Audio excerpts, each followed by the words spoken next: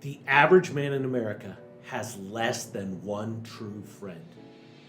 In 2023, the Surgeon General said, "We are facing a loneliness epidemic."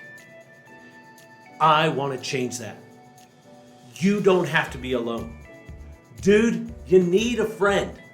A friend who can help you make better choices, move with more of who you are, and live a better, fuller life for yourself and the world around you. I believe we can change the world if we can change friendship. This is the 7 Daily Choices Friendship Project Podcast. Hey guys, as we're here on our third episode of the podcast, I just want to encourage you, if you could, go ahead and hit that subscribe button. It's really going to help other people see what we're doing here so that we can get more friendship to more people. We just want to encourage more men in particular to get better at friendship, but we want to encourage everybody. This loneliness epidemic is for real, and so we want to help overcome it. So if you could just do that, click that subscribe button right now before we jump into the interview, I'd appreciate it. All right.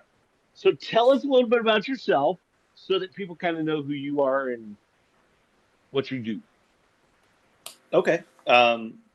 My name is Aaron Pippin. I am the youth and associate pastor at Journey Church in Fremont, Ohio. Journey is located between Sandusky and Toledo. And we've been here, next month will be 3 years, but I've been involved in youth ministry since 1999 and started volunteering, went full-time into youth ministry in 2006, and still involved in it, still love it. It's why I'm here. It's what I was made for. It's fantastic. A little bit of, I guess a little bit more about me. My wife and I will be married 16 years this coming May, and we have 4 kids. Johanna is 4. Cohen will be 13 in just a couple of weeks. And we have 2 other little girls that are Mariah and Livia, and they are 8 and 10. So I shared our bookend kids first and then built it in with the middle ones. But we have we've got a little farm. We raise our own meat and eggs and homeschool our kids. We love serving and spend lots of time together. So just a little bit of what I do, who I am. So Awesome. So what do you remember about when we met and the start of our friendship? What's your memory? And just a warning, I'm not crying. I will laugh. I will not. Well, okay, I might cry. We'll just see how it goes. So, my wife and I weren't married yet. So this is probably close to like 17, almost 18 years ago. And I had just gotten hired on at Wilmington Assembly of God as the youth pastor there. And my lead pastor was like, "Hey, there's this other church that like uses our youth room." And so he didn't tell me any details. In my head, I'm trying to figure out what day, like when, like is this happening at the same time as youth group on Wednesday nights? What's going on? It's like, oh, okay. And I think it may have been, I know I came in like midway through a week, and some of those details are, kind of distant. So he probably told me then, but then like that Sunday morning, our first Sunday would have been my first experience at the church, but also like, okay, I need to go like see this other church that's meeting in our youth room. Like, what's that going to be like? Like, I had no clue. I was kind of like, oh man, Lord God, please don't let them be weird. And so Sorry. that I remember being nervous. Like, hey, they're probably weird. Like, I just had no clue. And I'm in like my mid-20s. This is my first go around in like full-time youth ministry. I'm scared. I'm nervous, and now there's an unknown element that I wasn't expecting. And it's my first week. I haven't even like had youth yet. And so come in and you're there, and your congregation, and you guys are like, hi, hey, where you were coming, we've been praying for you, and it was like we were family. Like if the church that hired me was my family, it was like you guys were in-laws. Like you were still part of that. And I remember my lead telling me, like, yeah, connect with Dow, and like you should hang out, you'd have fun. And um, yeah, I remember going to lunches and our chats, those being special things, because yeah, I was, at least from my perspective, I felt like you reached out to me because I was a new guy in a new place, um, young and nervous. I remember feeling a little bit scared, like, what I was doing, because I watched my family go through ministry, and it hurt us. And, like, am I really doing this? And here I am living in this parsonage all by myself and feel a million miles away from everybody, but I wasn't. And, be like, hey, let's go do this midweek and, after Sundays and stuff. And yeah. And you weren't afraid to like share. You weren't afraid to share, like the students in your youth ministry, the Blanchard girls and stuff. Like they were, they were there on Wednesdays. They were our girls, and as well as yours. So Yeah. that's cool. The family thing is really, yeah, that stands out to me. I remember our first time sitting in your office under the under the sound booth Under the stairs, attic that my that went closet. up. And I don't remember what we are talking about. I remember what the conversation was. I just remember I'm about 10 minutes in and I'm like, oh yeah, you and me, we're gonna get along. We're gonna be all right. Yeah. We're gonna enjoy this. We're gonna have fun. Yeah. It was like this connection that I was like, and I've only had a few of those that were that easy in my life. And Mm. so I remember that, and that was really cool. So, but it's been almost 18 years. Why are we still friends? I mean, a lot of guys, their friendships don't last. Why are we still friends? I had some different parts, like wrote down. I had written down on this because that's always been one of my questions. Um, I I I'm working on not saying this anymore. I'm trying to like cut it from my vocabulary. But I used to say for the longest time, like, I've lost more friends than most people will have. And some of that is, it's not because, like, I don't want to have friends. And the house I'm living in now is my 26th home. So I've moved a lot, and there's just some of it is just kind of the natural progression of growing up, and others is, the natural aggression of distance. So I think uh, I think the thing that's made the difference for us is we had first we had something shared as far as like ministry, but then we had a shared connection within that thing that we shared, right? So it's come from this larger ball and drilling down into this next, like, nexus or core, and at the center of that is Jesus in our situation. But then we had shared interests, and then expanded back out into this, shared life and lifestyle in doing ministry. And so the for me, the reason that I want to and long to continue to remain friends with Dow is because um, I know that you challenge me, and Mm. my hope is that I do the same with and for you, but also holding each other. I mean, so much of what we went through at our first church, you were there, and you helped. You were, a shoulder to cry on, and someone to lean on, someone dependable, reliable, steadfast. And so I think it's the building the answer is that because of what Christ done in you and how God made you and designed you and gifted you to the world, that you have those character qualities. That those are attractive because, as you know, some of our other questions we'll dive into a little bit more. Uh, that's not a natural thing to be reliable, dependable, and to be somebody that when things get rough, I know that this individual is still going to be there. That's not common. Um, Right. and I think we can sometimes take that for granted in some of our situations where we have that. But you look around in our church and in my youth ministry, it's not a common thing. So the reason we're friends now is um, because I love you, you love me, we love Jesus, and we've seen each other through thick and thin, hard things, great things, celebrated and mourned together. And so we know how to live life together. And I want to continue that. I told you I wasn't gonna cry.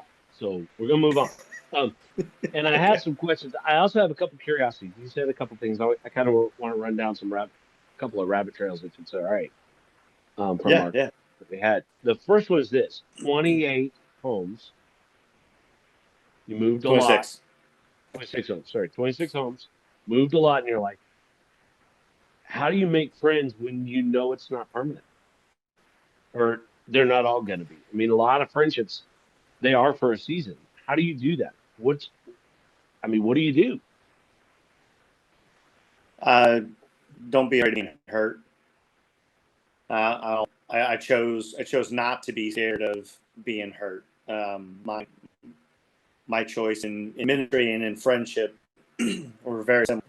That I would be transparent and I'd allow myself to be wisely vulnerable. I think that's the key. Wisely vulnerable. That Mm, I'm not walking up to somebody and I'm like, "Hi, nice to meet you," and here are all my insecurities and my greatest fears.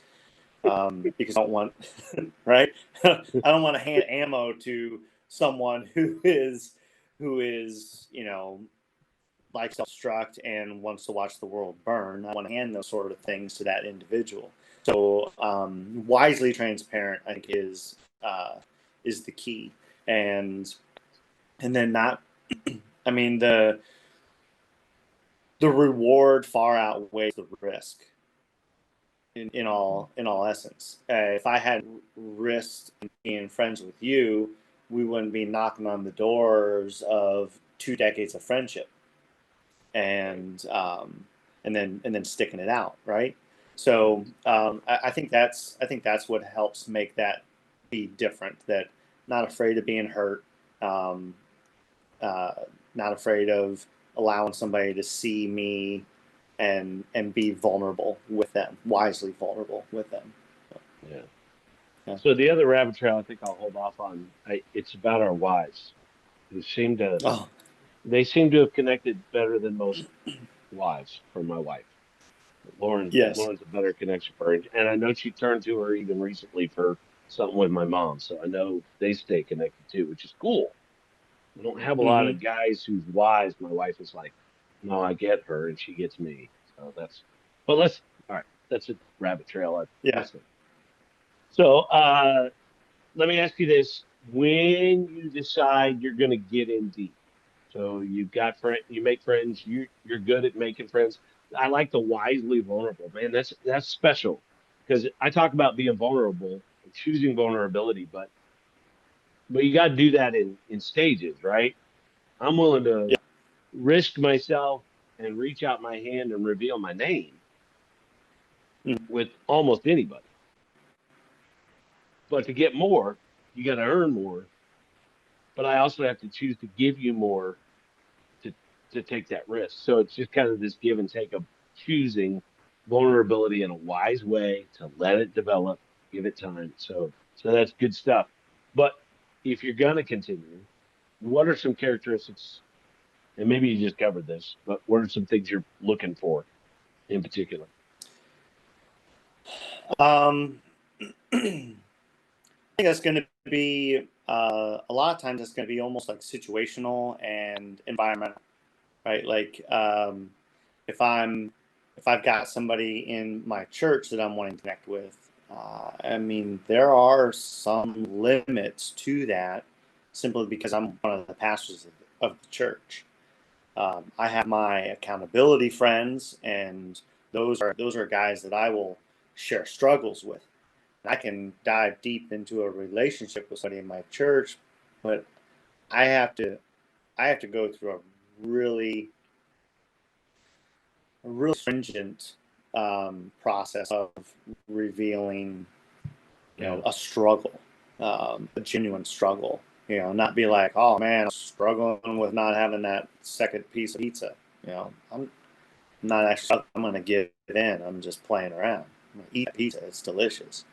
But if I'm talking, uh, a life struggle, marriage struggle, financial struggle, a loss struggle, those sort of things.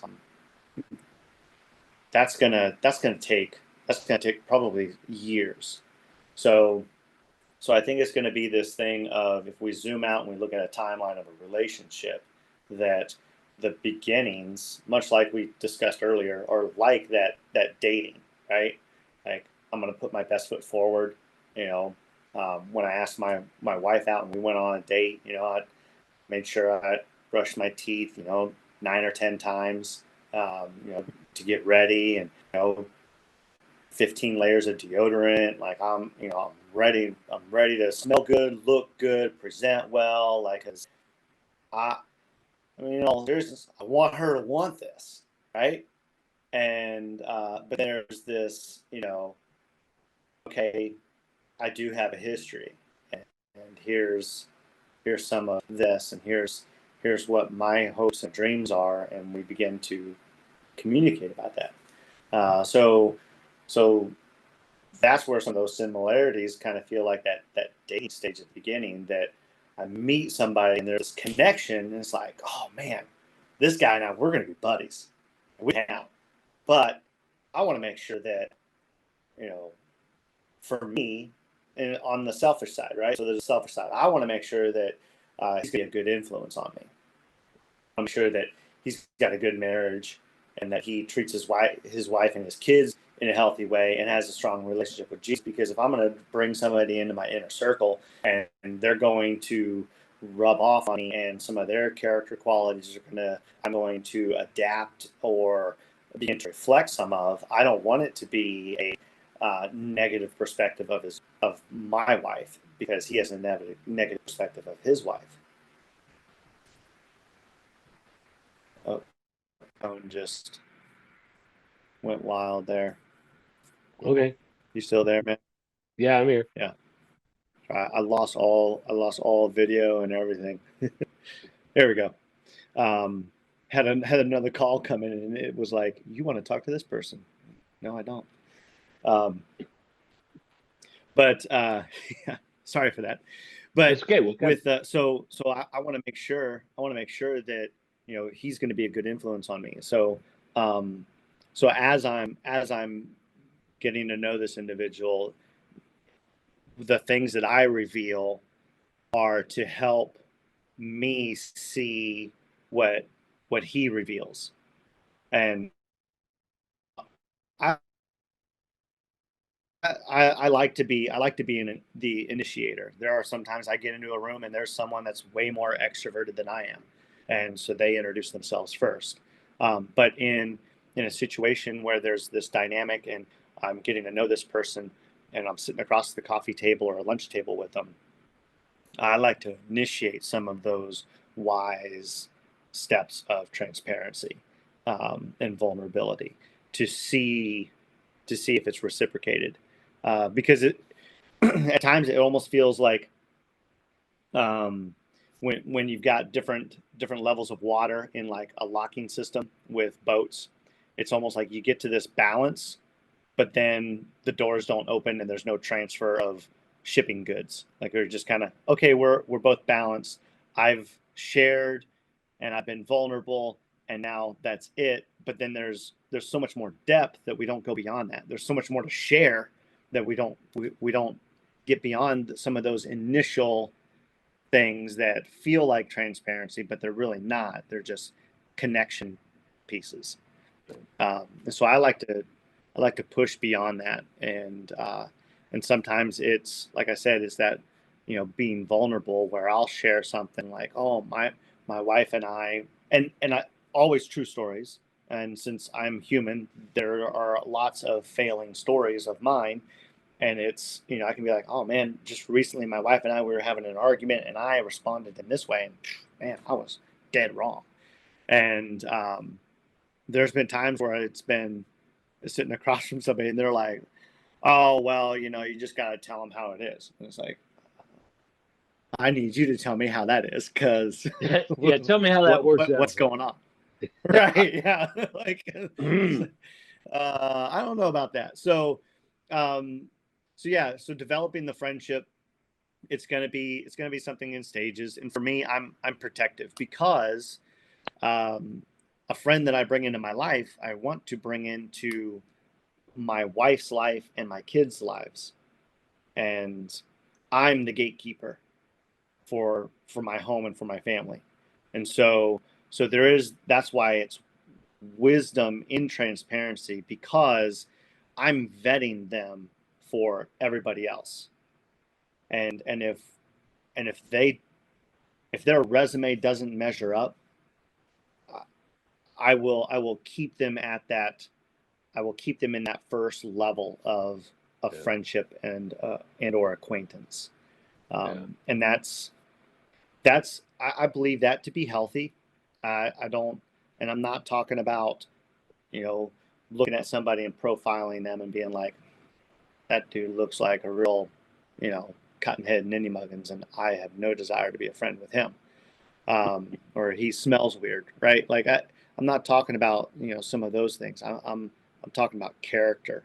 And if their character doesn't measure up with where God is calling me, not that I have arrived, but where God is continuing calling me up to, and they're not heading that way, if they're fine with just plateauing at this stage, wherever that may be, I'm not okay with that. And I'm not okay with bringing that into my family. Because my friends come into my life, and that's where my wife and my children are. Yeah. So that limits things quite a bit. So how many do you got? How many friends?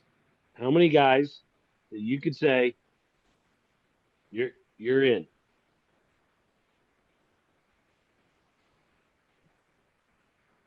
Okay, so the parameters being what you had talked about, like, hey, we're gonna, for the continuing the joke series, like the burying a body.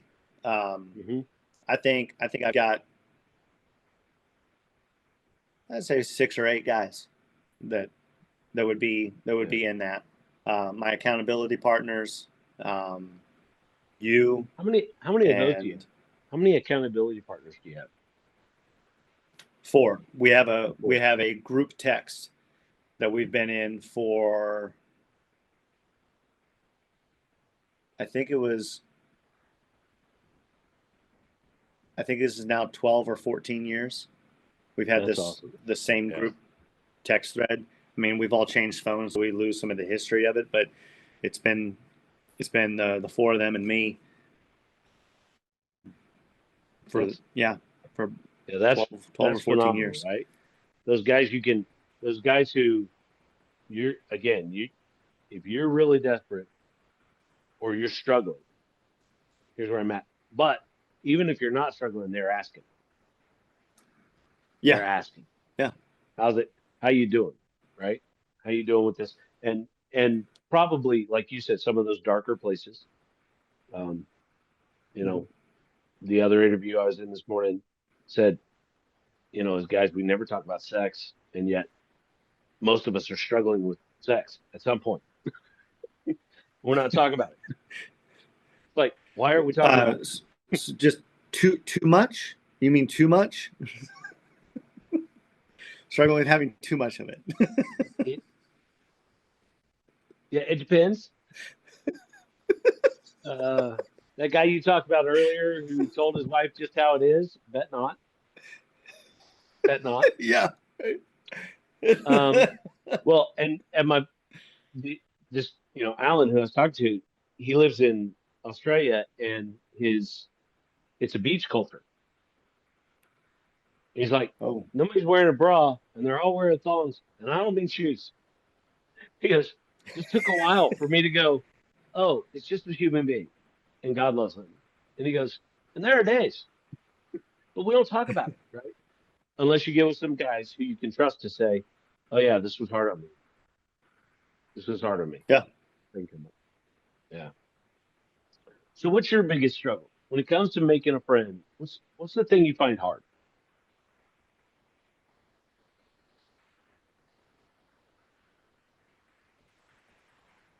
Maturity. I think very specifically because of what I mentioned before. Um, uh, in if I just go based off of like where we live, so we're in a small town. Um, Green Springs is a small town, has one light. Um, I love small towns. This one's tiny. Um, Rural farming area community. It's fantastic. We're 10 minutes from Fremont, but um, I mean, I think Fremont and Wilmington could probably be comparable. Wilmington might be just a little bit smaller than Fremont, um, but we're 10 minutes from there, and so yeah, it's if I go based off of like our area, um, I think it would be spiritual maturity. Um, Now, so we have different spheres, right? So we've got a target, and we have our outer area, and those would be people that you're gonna like drive past, run into at Walmart and grocery stores and whatever else, right? So that's the outer ring of your target, because those are, like in shooting, that's something that you could hit. Your next inner ring, I'm gonna say that that's gonna be like my church. It it narrows it down. It's a little bit, it's a smaller, um, grouping of this outer ring, and then if I bring that in one more time to the ring that's just outside the bullseye, I'm gonna say that that's gonna be um, my pastoral community. When we have a conference, when we have a ministers retreat, which we just had like 2 or 3 weeks ago for the state of Ohio with the Assemblies of God. That's going to be that like next ring. Now, my bullseye is for me is other youth pastors, and they're also in different stages in life. I'm running into youth pastors that were in youth ministry when I started. Or one likes to give me a hard time and say that she was born like the year or the year before I started in youth ministry. These are my peers, right? So there's spiritual maturity in the bullseye, there's spiritual maturity in that second ring. And then back out to my church, there is and there isn't. And I'll find some that have the spiritual maturity that I want to partner with, and others that do not. And I'm talking about bringing these being people that I'm bringing like into my life on a regular basis. Um, Now, I have a good number of people that I could call and I could go to lunch with, and we could have a great time, and we could talk, and we could talk about Jesus, we could talk about work, we could talk about how the Buckeyes are the greatest, except they just don't know how to win sometimes, and we could talk about whatever else may strike our fancy, um, but that's the friendship kind of like ends at the door of the restaurant. It starts and ends at the door of the restaurant. Um, and I learn from each of those types of relationships. But I think that I think it's going to be continually coming back to the maturity thing. And for me, I focus a little bit more on the spiritual maturity. I'm all right with someone being, you know, my parents' age, or much younger than me, and still building a friendship. Um, so it's the spiritual component, that eagerness for Christ. Yeah. Okay. So as we kind of close it out, because it's been almost an hour, dude. Um, this thing goes fast Holy sometimes. smokes!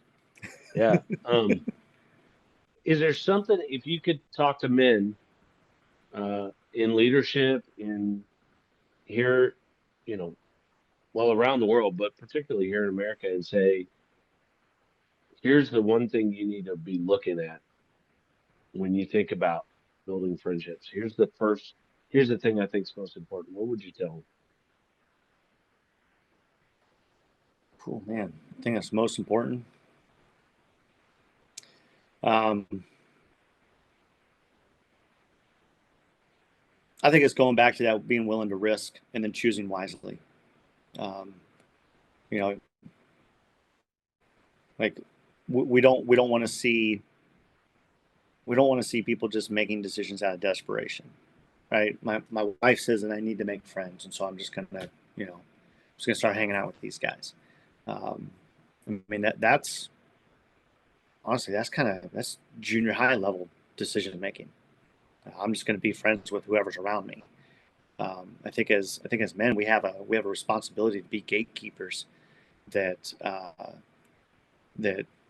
there's great weight and in the choosing of friends, and that's why it should be done well, and that's why it even like choosing to remove current friends may be something that needs Mm, to happen.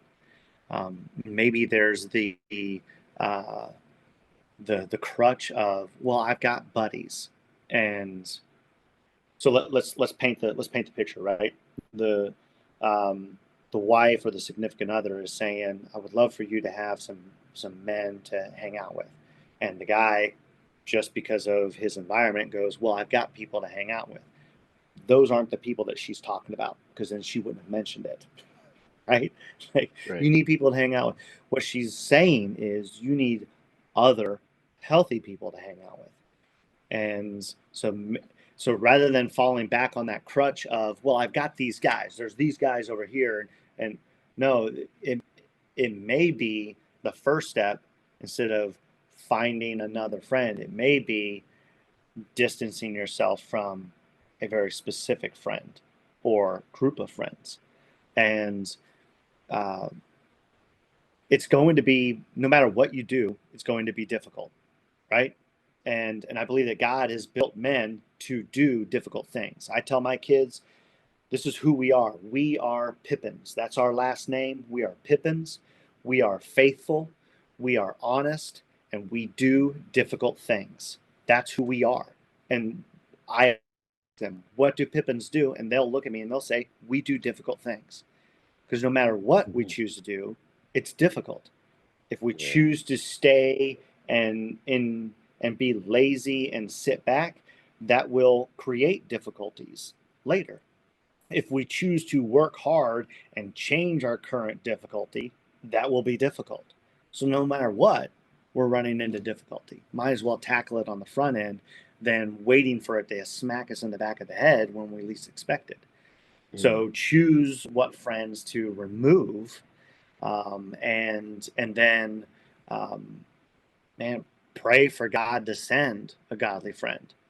Because if we've got men that are we're all doing the same thing, right? We're removing friends that aren't healthy and praying and seeking friends that are healthy.